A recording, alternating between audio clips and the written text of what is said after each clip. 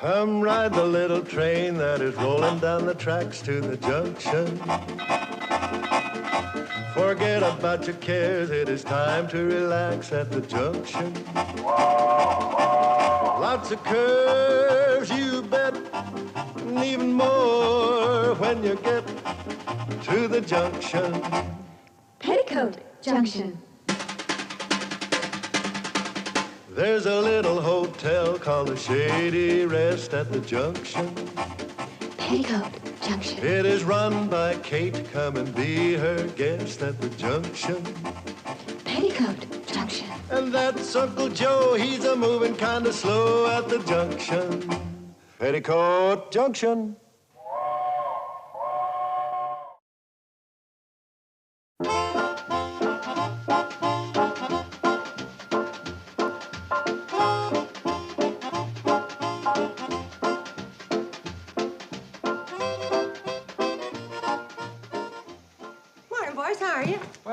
Hello. Hi. Kate, this is going to be the smoothest ride to Hooterville you ever had. You mean we aren't taking the Cannonball? What took you so long, Kate? I was finishing up my shopping list. Kate, we got a schedule to maintain. Well, so have I. Supper schedule. Which do you want to maintain? Chicken and dumplings? And blueberry pie? Oh, I gotta get this thing fixed. It keeps running fast all the time.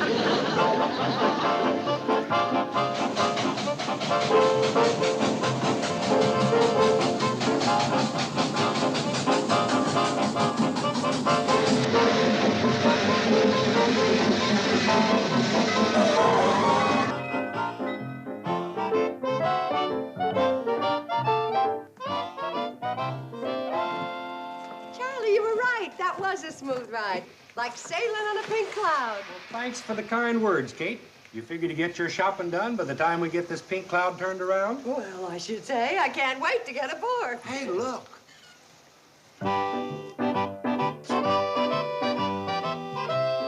It's that Bedloe fellow from the main line of the railroad. Sure is. And that can mean only one thing. Trouble. Come on. Morning, Mr. Bedloe. Oh, good morning, Mrs. Bradley. Lovely morning, isn't it? Dandy. What brings you to Hooterville, Mr. Bedloe? Nothing wrong, I hope. Wrong? What could be wrong? Nothing could be more right. Mr. Bedloe, I hate to say this. It sounds like you'd thought up another way to scrap the Cannonball. Scrap the Cannonball? Why, I wouldn't think of scrapping that lovely little train. Oh, you really mean that? Unequivocally, Mrs. Bradley. Oh, I'll admit in the past, I wanted to derail it, junk it, melt it down for paperweights, get rid of it any way that I could. But not anymore. Those days are completely forgotten. Sure enough. In my effort to shut down this branch line, I have suffered humiliation and embarrassment, and my standing as vice president of the C&FW Railroad has been in jeopardy time and again. But those days are also forgotten. Well, Mr. Bedloe, that's great news. It sure is. But getting back to what I asked you a while ago, what brings you to Hooterville? Oh, well, I'm meeting Mr. Philip Waterhouse here. He's a retired railroad tycoon. His hobby is old trains. He plays with them in his 1,000-acre backyard in California. He plays with trains? You mean that... Precisely, Mrs. Bradley. I am selling him the Hooterville Cannonball. Oh, no, Mr. Bedloe, you can't. Oh, but I can, Mrs. Bradley. Mr. Waterhouse is going to pay a small fortune for it. Turns out that the Hooterville Cannonball is an 1891 Rogers, the last one of its kind left in the world. And do you know who turned up this little fact? You know what you are, Mr. Bedloe? Yes, a heel, a fink, a no-good stinker, a dirty rat. Take your pick. I think Dirty Rat fits you best. Mr. Bedloe, the people in this community can't get along without the Cannonball. You know that. That's true, Mrs. Bradley, but this is progress. Something you've held up for years. Why don't we talk about this over a nice hot meal at my place? Oh, no, you don't, Mrs. Bradley. You've tricked me for the last time. That train is finished. You're finished. Everybody's finished. Who is Mr. Bedloe? Certainly not me. I'm Bedloe. I'm Mr. Cassidy, Mr. Waterhouse's secretary. Oh, how do you do, Mr. Waterhouse? I'm Homer Bedloe. Mr. Waterhouse says, how do you do? Well, why are we wasting time? I could be having my breakfast. Oh, yes, sir.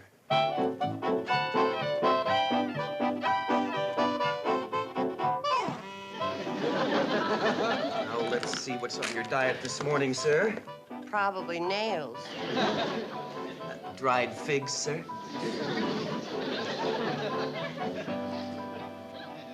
I don't like that woman's looks. Tell her to get about her business.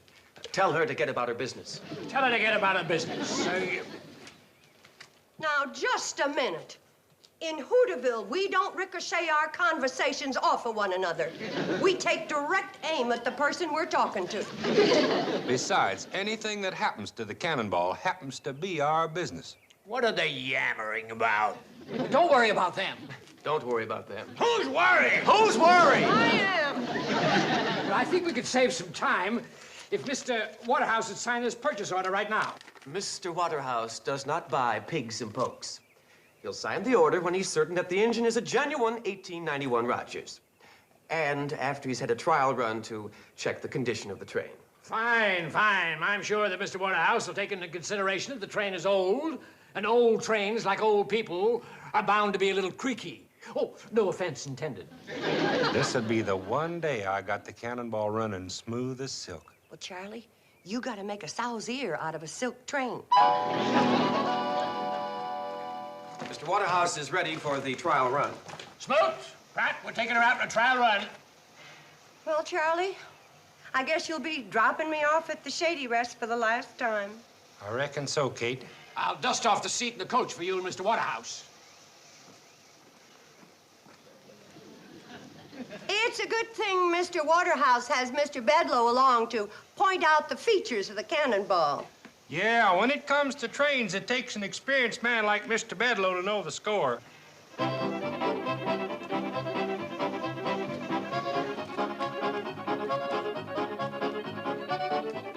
Kate, I don't want to see the Cannonball sold any more than you do, but my pride's at stake. I got her purring like a kitten. Well, she better start spitting like a wildcat, or we're gonna start eating like pigeons. Reckon you're right, Kate. I've got the seat all cleaned off for you, Mr. Waterhouse, all set to get aboard. Mr. Bedloe, I don't see why you feel it's necessary to come along to point out the features of this train to Mr. Waterhouse. Features? What features? Mr. Waterhouse has been a railroad man for 50 years. 51. I think Mr. Waterhouse is capable of determining the condition of a train without your help. But now, wait a minute. Mr. Waterhouse does not need a nursemaid. Now, you wait here till we get back. I know more about trains than he'll know if he lives to be 100.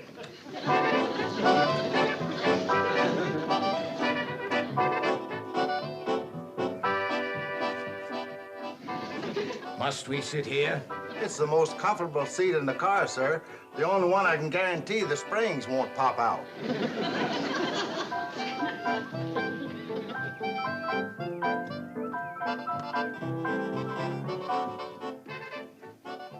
What's the matter, Sonny? You lost? Kate Bradley's responsible for this. Where is she? On the train. She is? I'd better get aboard.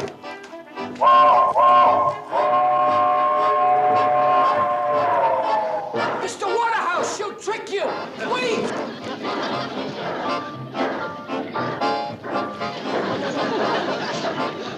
Oh, wait a minute! Stop the train! Darn that blasted train!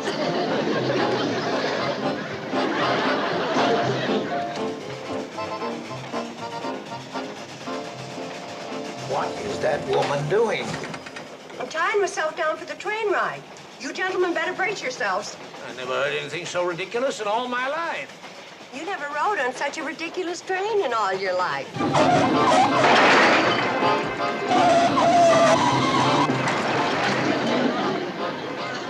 Can't say I didn't warn you.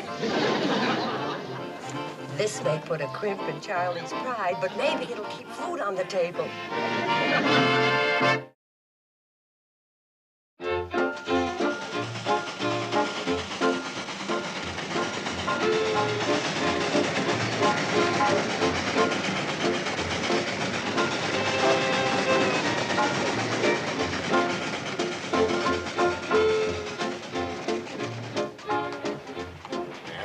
How long are we gonna wait? You made a suggestion a few miles back that Mr. Waterhouse thought was a good one. Thank you, sir. I thought it was a good one, too. You said you would signal the engineer to stop the train so Mr. Waterhouse could see how the brakes worked. I sure did say that. Well, what is the matter with that engineer? Is he asleep? Give him the signal again. He got the signal the first time. The brakes are on now. We skid pretty smooth, don't we? Those brakes will take a hold just like that as soon as we hit the upgrade across the creek. Are you keeping a list of all these defects? I certainly am, sir. Do you hear what I hear? What is it, Kate? Listen. I think the Cannonball's trying to tell us something. By golly, Kate, you're right. Trying to tell you what? That another one of the wheels is out of whack. You see, Charlie heard it too. And by some miracle, he's managing to stop the train. We're lucky she's pulling up lame right at the Shady Rest. Well, I declare, what a fortunate coincidence.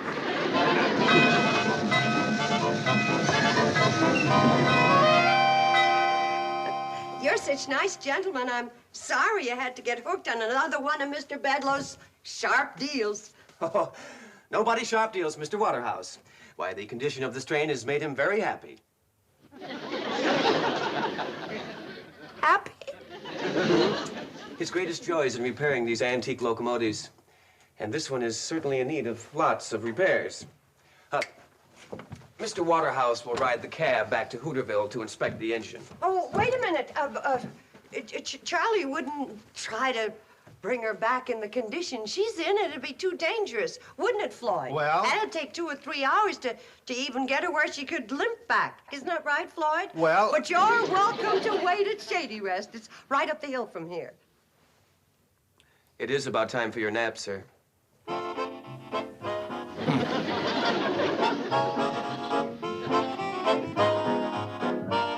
That was a close one. I nearly lost him.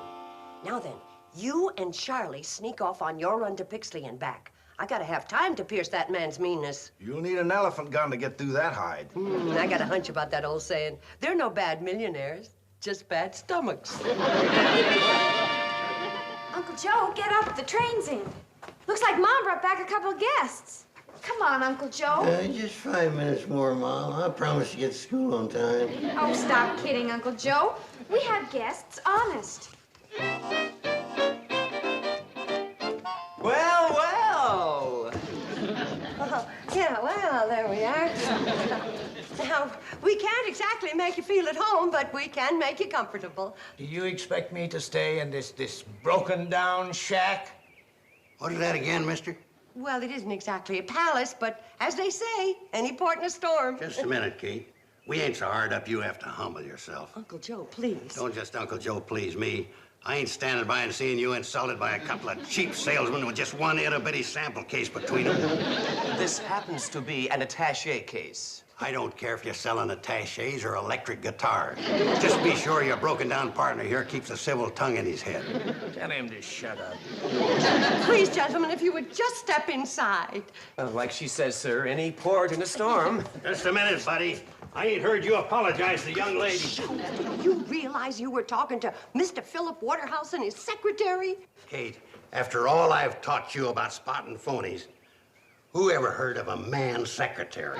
Lots of millionaires have men secretaries. Sure, millionaire.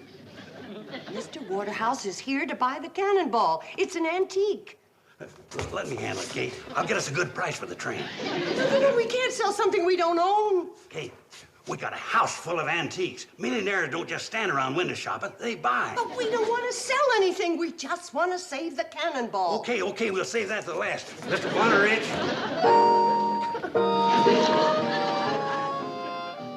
That'll mean canceling a lot of reservations.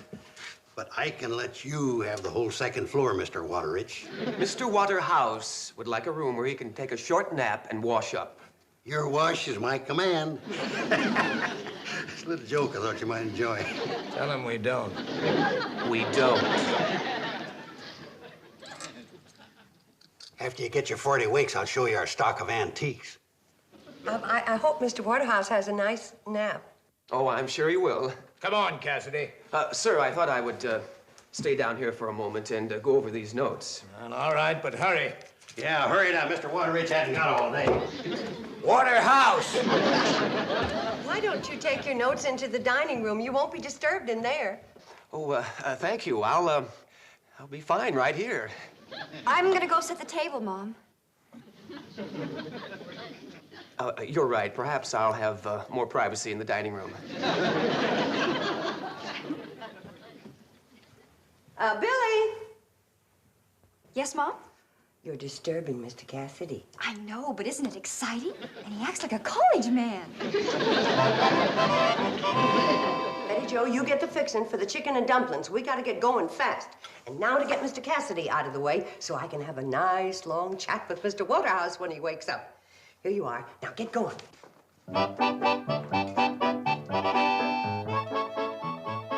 Hi. Hi. Hi. Where are you going? To borrow a cup of sugar from a neighbor. Could I walk along with you? Well, I guess it'll be all right.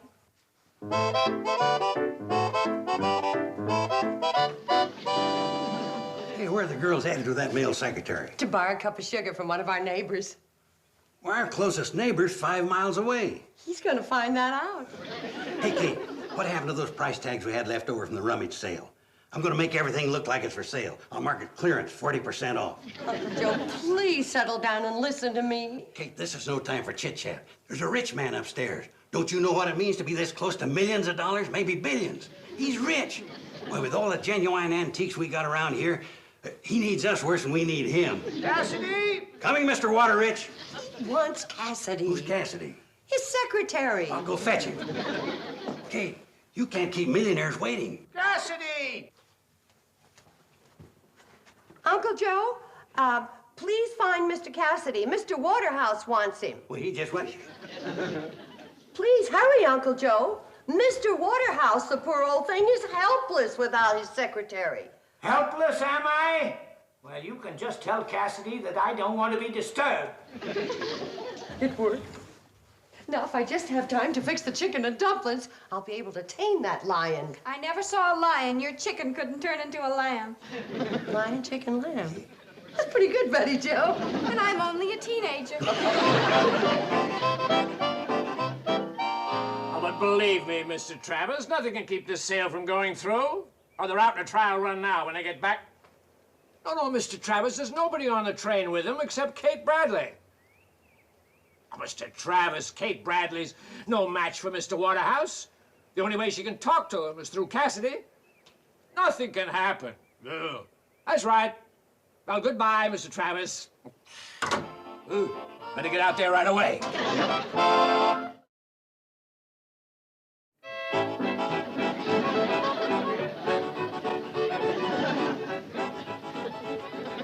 Where's my secretary, Cassidy? Oh, he went for a walk, Mr. Waterrich. House!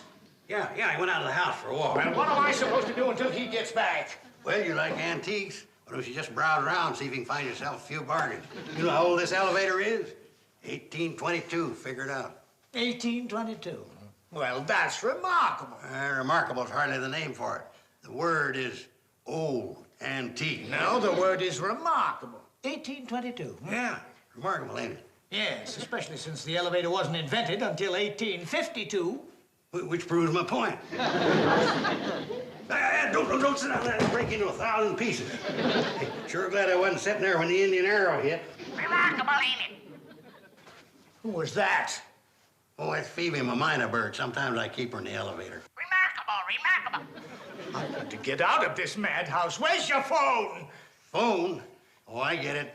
You're a sharp trader. You know a bargain when you see one. What are you talking about? Now, let's just lay our cards on the table. You want the phone, we'll make you a price. Hello. Operator. Now, let's stop playing games. Now, you know a phone that old wouldn't work. It worked once, though. There was only 5 words spoken into it. Quick, Watson, I need you. Cassidy. Can't you put a muzzle on that minor bird? Yeah, gladly, but it'd be muzzling the beak of a 95-year-old minor bird. Cassidy. Oh.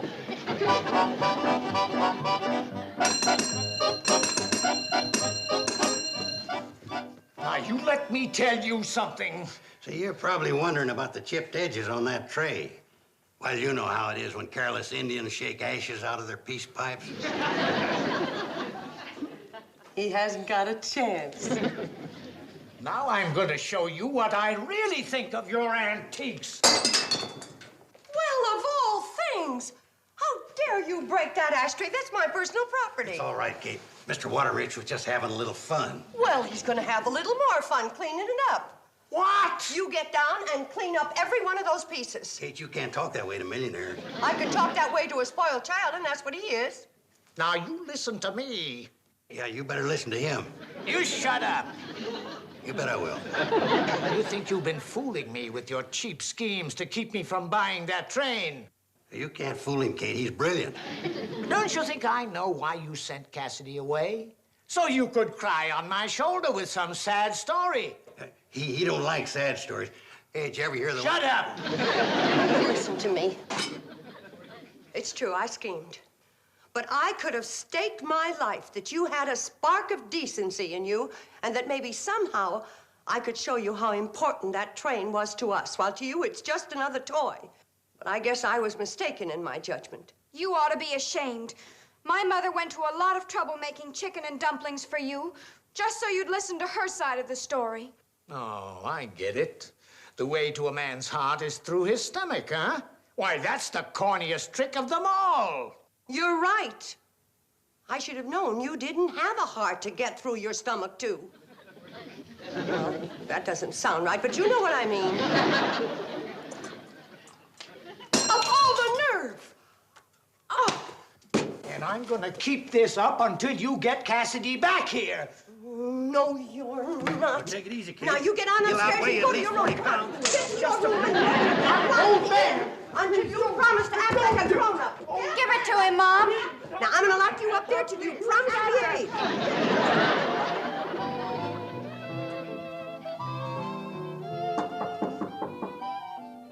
Who is it? It's me, Kate Bradley. Well, open that door and make it snappy.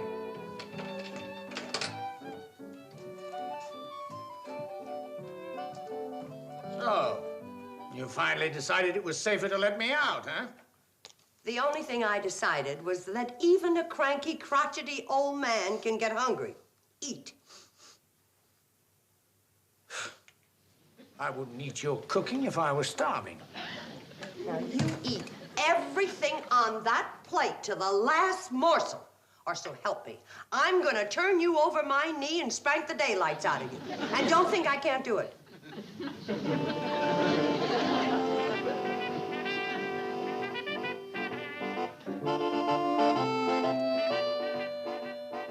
Well, you want to stand there and watch me? I don't think that'll be necessary.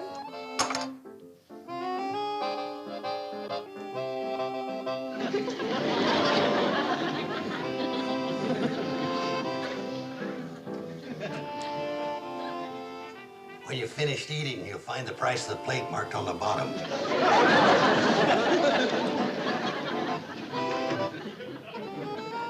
I should have known you'd be able to handle it, but it could have saved me a 25-mile hike from Hooterville. Tell him to shut up. I'm thinking. Shut up, he's thinking. I heard. Does this mean we'll have to move? We'll talk about it later, honey. You know I'm a good mind to give him back that $50 he gave me for that stuff he broke. Uncle Joe, did you take money from him? If Mr. Waterhouse will sign these papers, we can all go back on his train.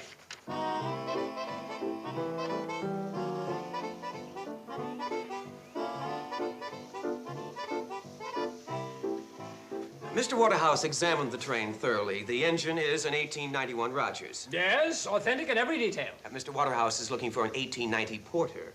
What? But you both... And tell that scoundrel Bedloe I may have him arrested for fraud. Good idea, sir. But Mr. Waterhouse, sir, Mr. Tell him to shut up. Shut up. Well, we better get out of here before he tries to sell me the Brooklyn Bridge. Bye, Mrs. Bradley. Bye, Mr. Waterhouse. Tell the others goodbye.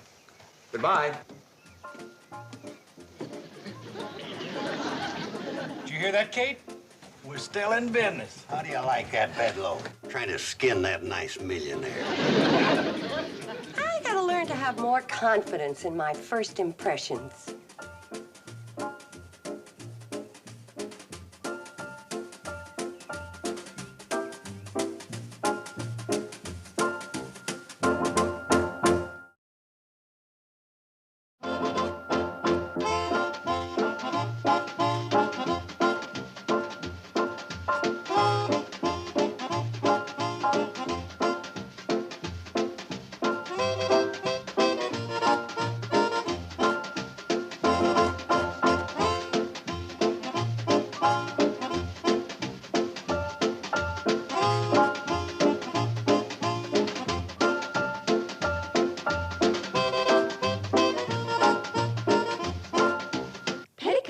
Junction. This has been a Filmways presentation.